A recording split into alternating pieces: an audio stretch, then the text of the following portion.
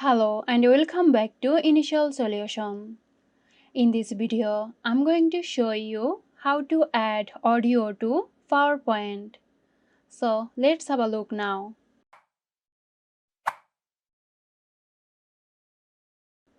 Open PowerPoint on your computer and go to Insert tab and click on Audio from the right side. You have two options. You can add audio from your PC or record your audio. Click on Audio on my PC to add the audio. Navigate to the audio you want to add, then select and click on Insert. Okay, there you go. Now you can click on the playback button to play the audio. Here you can customize your audio by clicking on Playback tab. So that's it.